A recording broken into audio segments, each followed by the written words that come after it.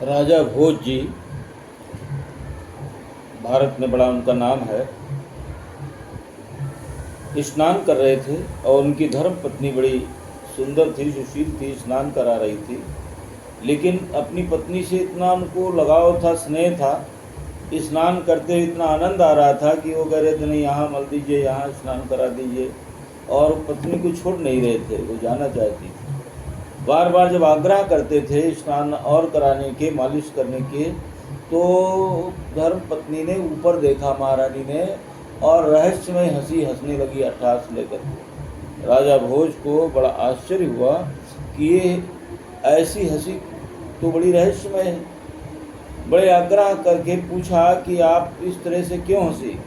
कहा है तो रहस्य, लेकिन मैं नहीं बताऊंगी। ये मेरी बहन इससे प्रेग्नेंट है, गर्भवती है और उसका बच्चा होने वाला है, और जब ये उस बच्चे का जिससे विवाह हो, जिस लड़की से, उस लड़की से आप पूछना इसका रहस्य क्या है। इसके पहले नहीं बताऊंगा, बताना भी नहीं चाहिए, क्योंकि पहले ही वैरागी बन जाएंगे, शक्ति को जान जाएंगे। ये शक्ति बड़ी गोपनीय चीज़ है, ये सृष्टि रहस्यमय है। चित्तवृत्तियों में बहुत सारा रहस्य छिपा हुआ है। भगवान ने पूर्व जन्म की बहुत सारी चीज़ें छिपा के रखी हैं, अगर याद आ जाए तो आदमी जी नहीं सकता है। आप किसके साथ रह रहे हैं, कहाँ रह रहे हैं, किस परिस्थिति में रह रहे हैं, आप कौन? तो प्रतीक्षा करते रहे राजा भोज, और बड़े लंबे समय के बाद जब वो लड़का बड़ा हुआ, तब उसका विवाह हुआ। जिस राजकुमारी के साथ विवाह हुआ था उसके पास वो गए।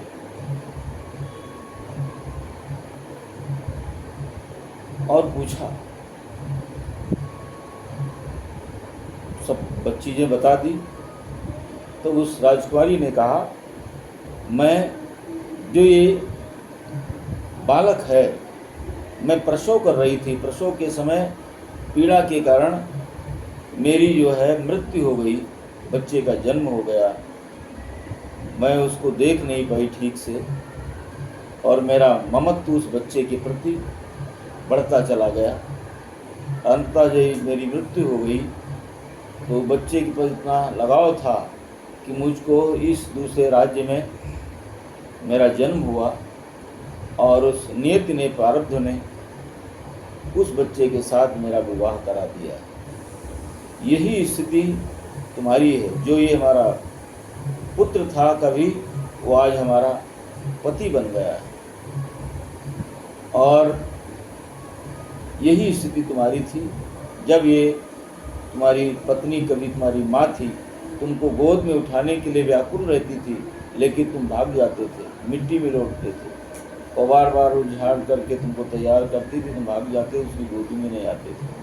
तो उसकी स्मृति इतनी तीव्र है, वो पूर्व जन्म की स्मृति में चली गई, और जब तुमको गोदी में उठाने के लिए व्याकुल थी तो इधर उधर तुम भागते थे, और आज तुम उसको छोड़ने के लिए तैयार नहीं हो।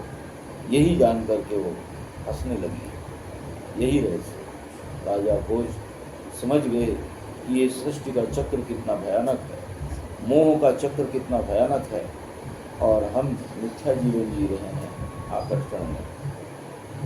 उन्होंने अपनी चित्त वृत्ति की शोधन के लिए तपस्या की ठानी और हिमालय चले गए।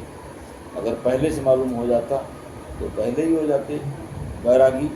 इसलिए एक समय चक्र बीत गया, उसके बाद उनके जीवन में एक ऐसा क्षण आया तो ईश्वर भजन और आत्मचिंतन, चित्त शोधन में लग गए, और आत्मज्ञान को प्राप्त कर परमात्मा के परम प्रिय भक्त बन गए। ओम नमः शिवाय। इसलिए हमें समझना चाहिए कि सृष्टि बड़ी रहस्यमय है, और ये चलाने वाला कोई और है, और उसको समझ पाना बड़ा मुश्किल है।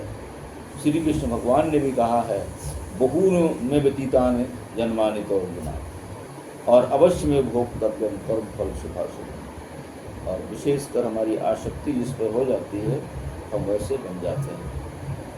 जैसे जड़ भरत थे और एक हिरण के बच्चे के प्रति आसक्ति हो गई तो एक जन्म उनको हिरण का भी लेना पड़ा। ओम नमः शिवाय।